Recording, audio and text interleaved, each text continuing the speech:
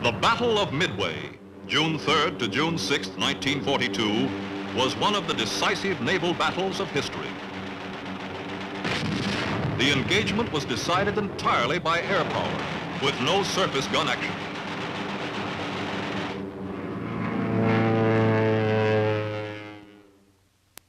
At Midway, the Japanese repeated the pattern of the Coral Sea 1 month before. They approached in widely separated groups, seeking to draw out the American forces, and included a secondary operation, the Aleutians. The Doolittle raid on Tokyo of April 18, 1942, strongly influenced Japanese plans. The Japanese High Command accelerated their advance into the Solomons and New Guinea. Further advances were planned to include New Caledonia, the Fiji Islands, and Samoa. These to be followed by the capture of the strategic island of Midway and the occupation of the Aleutians.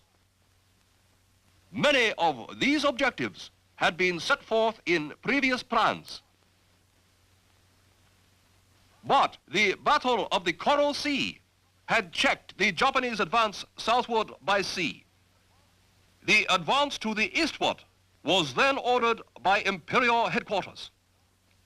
Thus, the lines of American communication would be cut, the areas west of Pearl Harbor would be denied, the balance of naval power in the Pacific would be upset.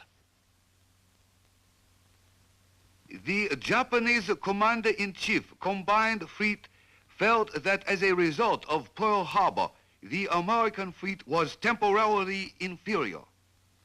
But the American industrial potential made a fleet action imperative on the part of Japan. The approaches to Japan must be strengthened.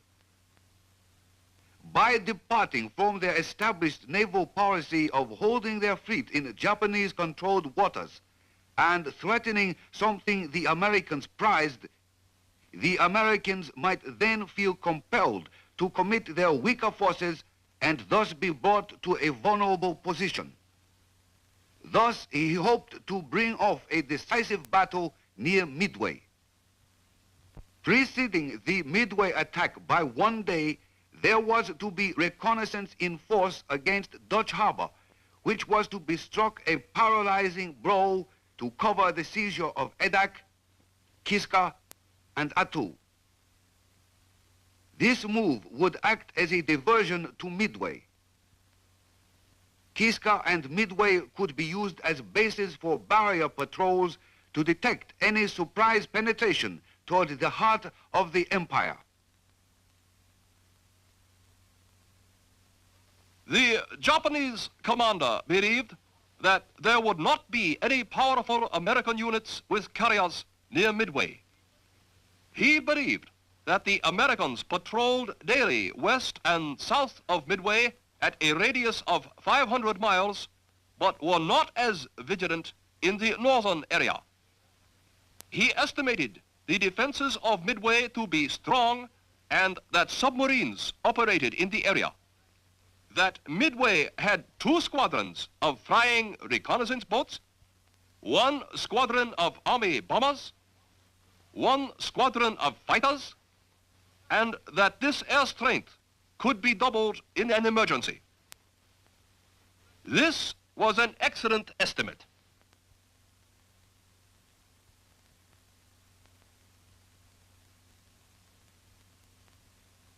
Here is the Japanese commander's estimate of the American surface units in the Hawaiian area. He estimated 2 to 3 carriers. Actually, there were 3. He also estimated 2 to 3 special carriers and 2 battleships, but there were none in the Hawaiian area. He estimated 4 to 5 heavy cruisers, when actually there were 7. 3 to 4 light cruisers, there was only 1, and 4 very light cruisers, of which none were present.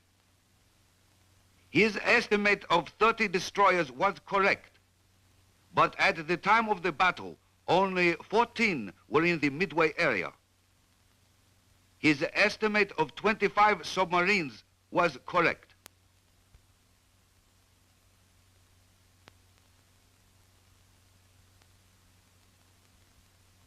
The Japanese commander of the Russian forces believed that at Dutch Harbor there were considerable military installations and patrol craft, but he felt it could be captured easily.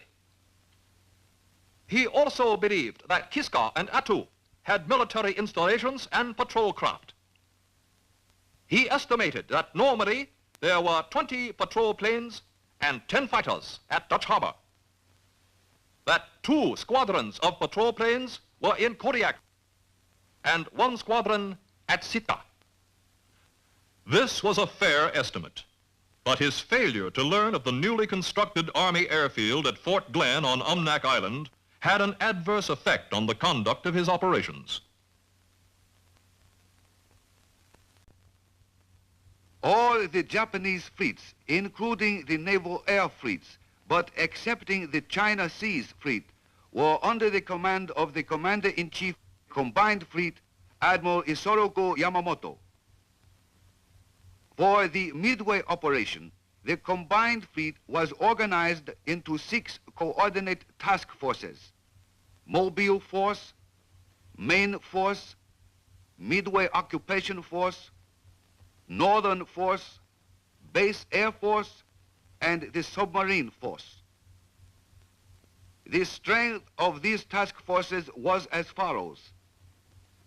The Mobile Force consisted of 4 first-line carriers: the Kaga, Akagi, Soryu, and Hiryu, carrying a total of 234 aircraft. These were screened by 2 battleships, the Haruna and Kirishima.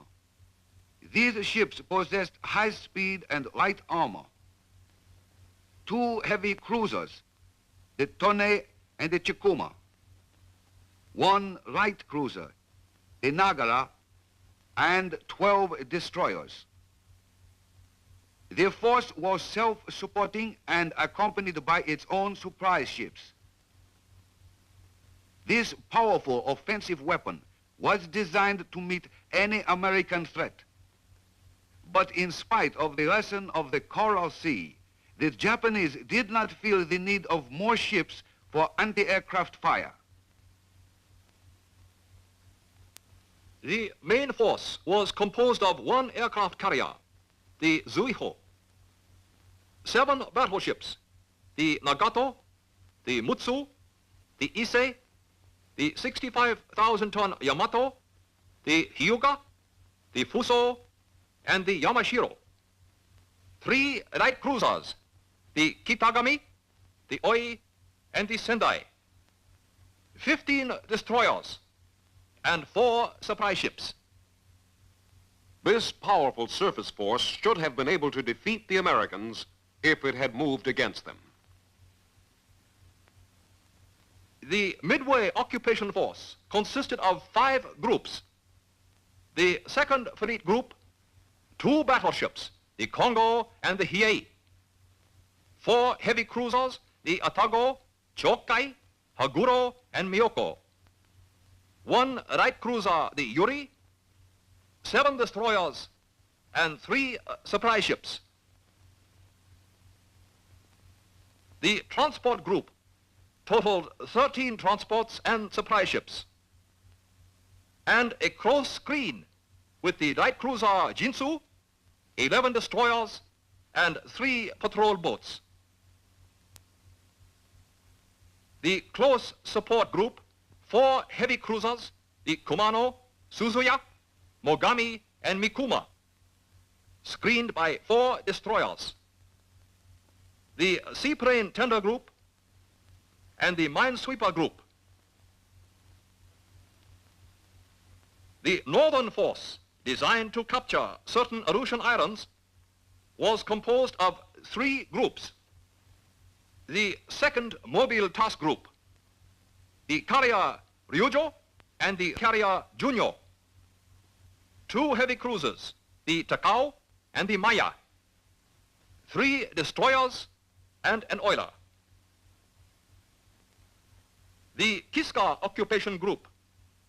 2 light cruisers, the Kiso and the Tama. 5 destroyers. 2 auxiliary cruisers. 2 transports. 3 gunboats. And 8 sub-chasers. The Adak Atu Occupation Group. A light cruiser, the Abukuma. 5 destroyers. A transport. A mine rayer. And 1 auxiliary seaplane carrier. The Japanese forces proceeded toward their destination more or less independently. The Mobile force left Hiroshima Bay May 26. At a point 450 miles southeast of Tokyo, it rendezvoused with its supply units.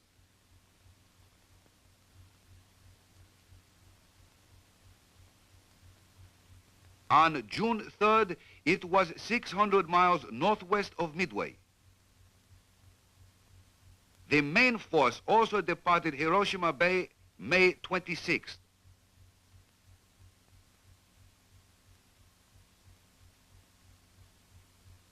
On June 3rd, the main force divided into 2 groups.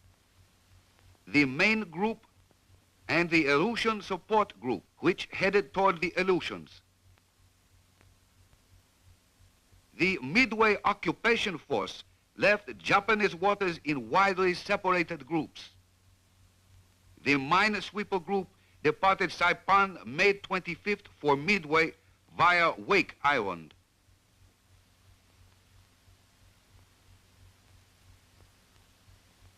The transport group, the seaplane tender group, and the coast support group left Saipan May 27th and 28th.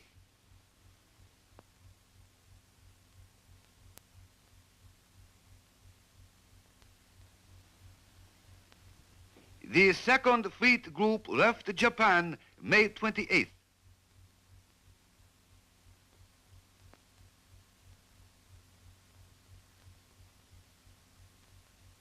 This group took position on the left flank of the transport group, seldom closer than 50 miles.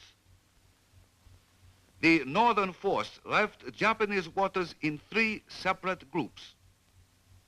The Second Mobile Task Group left Honshu Bay May 25th and headed for a point 400 miles from Dutch Harbor.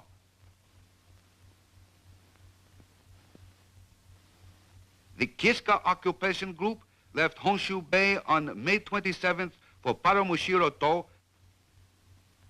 and from there departed for Kiska Island on June 1st. The Adak Atu Occupation Group left Honshu Bay on May 28th for the Aleutian waters.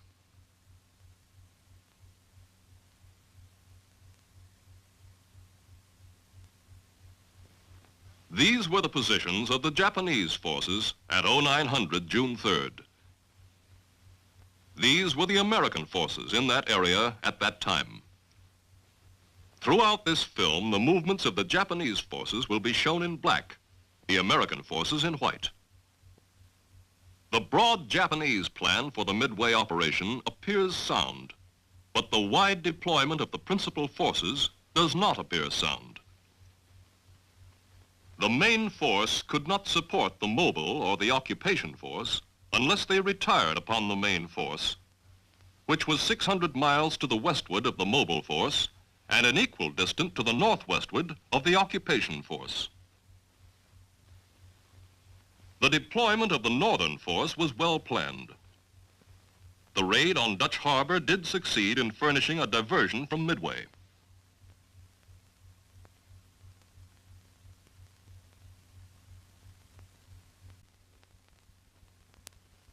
Admiral Chester W. Nimitz, Commander-in-Chief, U.S. Pacific Fleet, CINCPAC, was directed on April 3rd to assume command of all the armed forces in the Pacific Ocean area. Early in May, intelligence reached CINCPAC that caused him to believe the Japanese planned an invasion thrust at Midway and the Aleutians early in June. This information was remarkably complete.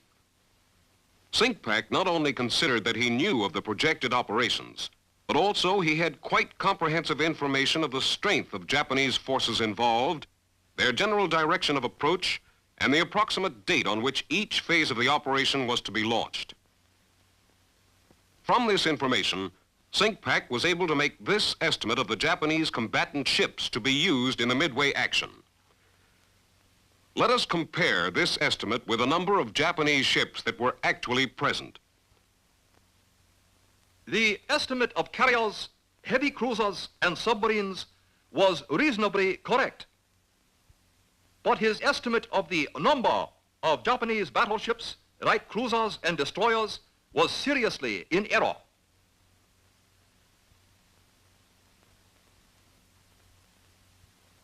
Commanding Officer Naval Air Station, Midway, expected that the Japanese carriers would not launch their planes at a greater distance than 200 miles. A search to 700 miles, the limiting radius of a PBY under bomb load, seemed adequate to meet this condition. He placed in operation a 22-plane search with PBYs. These searches were augmented by an 800-mile search from Oahu and a 700-mile search from Johnston Island to cover probable approaches to Pearl Harbor. Commanding Officer Naval Air Station, Midway, also knew that ordinarily an area of reduced visibility could be expected about 300 to 400 miles to the northwest of Midway. He felt that the Japanese commander, after leaving bad weather, would wait for dawn to fix his position before launching planes. Since dawn was about 04:15, the Japanese might be expected to strike Midway at 0600. The Japanese actually struck at 0630, June 4th. SINCPAC's commander in Aleutian waters had received intelligence on May 28th that the Japanese had one task group earmarked for the capture of Kiska and another for Attu. But he feared that this information was a deception to draw the American naval forces westward so the Japanese could move in behind them. He estimated that the most probable area of a Japanese landing would be the Umnak Dutch Harbor Cold Bay area, and decided to defend this area. His freedom of action was apparently seriously affected, as he was forced to rely upon land-based aircraft for the essential protection of his ships. The number of his airplanes was limited. Also, there were no airfields west of Fort Glenn. In addition, the distances between his naval surface forces and the bases from which his supporting aircraft operated, plus the almost total lack of darkness in a military sense, which darkness affected his ability to move without detection, all complicated his problem. His overall plan for the defense of Alaska appears sound, but his means available were not adequate. The sending of surface forces to the Aleutians was a difficult decision. SINCPAC believed Midway was the primary objective, and here he should maintain strength. But the Aleutians were the gateway to Alaska. If seized, American morale would suffer. Corregidor had fallen only 3 weeks before.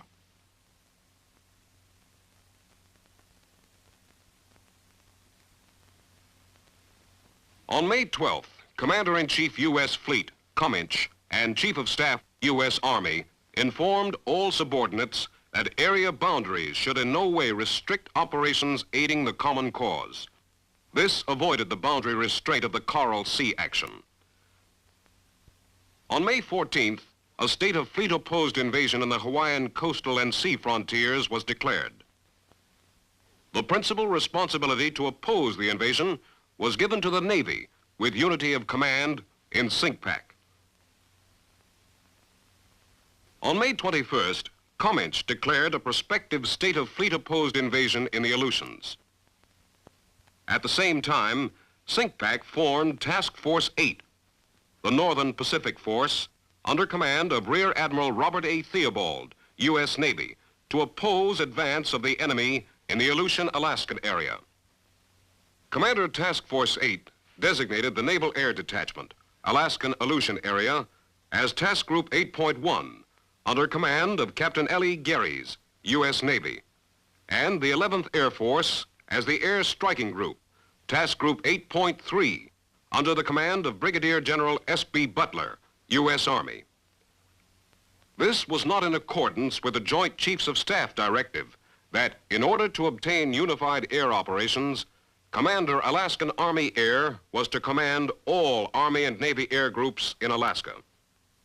By this division of command, unity of command of all air forces in Alaska ceased to exist. Task Force 1, composed of the old battleships, was located at San Francisco. It took no active part in the battle. Commander Task Force 11, Rear Admiral Aubrey Fitch in the Chester, was anchored at San Diego June 3rd, arriving from Tonga Taboo June 1st. Task Group 11.1, the carrier Saratoga, the cruiser San Diego, and 4 destroyers were en route toward Pearl Harbor, commanded by Captain D.C. Ramsey, U.S. Navy, in the carrier Saratoga.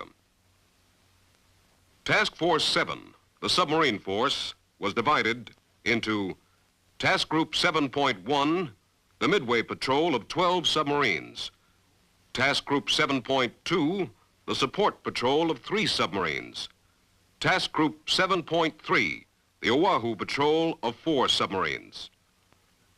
Commander Task Force 7 was Rear Admiral Robert H. English, U.S. Navy. He stationed his submarines as indicated because SINCPAC's intelligence pointed to a Japanese attack through the northwest quadrant. Task Force 16, under the command of Rear Admiral Raymond A. Spruance, had been recently recalled to Pearl Harbor from the South Pacific area. Task Force 16 consisted of 2 first-line carriers, the Enterprise and Hornet, 5 heavy cruisers for screen, the Vincennes, New Orleans, Minneapolis, Pensacola, Northampton, 1 light cruiser, the Atlanta, and 9 destroyers, the Phelps, Balch, Ellett, Maury, Monaghan, Warden, Aylwin, Benham, and Cunningham. Task Force 17, under the command of Rear Admiral Frank Jack Fletcher, with the carrier Yorktown damaged in the Battle of the Coral Sea, arrived in Pearl Harbor May 27th. The rapidity of emergency repairs allowed Task Force 17 to sortie 3 days later. Task Force 17 had the Yorktown, a screen of 2 heavy cruisers, the Astoria and Portland, and 5 destroyers, the Russell, Hughes, Morris, Anderson, and Hammond.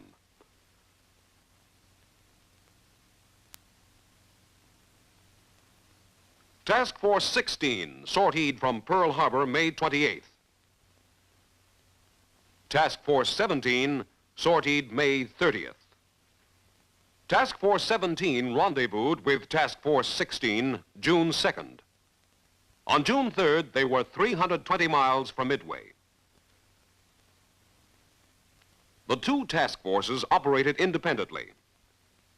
It was then believed that a 1-carrier task group could maneuver better under air attack and avoid collisions. This striking force, Task Force 16 and Task Force 17, was the main opposition to the seizure of Midway. Its air groups were well trained, although the Hornet crew lacked combat experience in the Pacific. SINCPAC placed this striking force where he could either outflank the expected Japanese forces or transfer it to the Aleutians. Cominch directed SINCPAC to oppose the Japanese forces by attrition tactics only and not to unduly risk cruisers and carriers. In compliance, SINCPAC directed his striking force commanders to be governed by the principle of calculated risk, the avoidance of exposure to attack by superior forces without good prospect of inflicting greater damage to the enemy.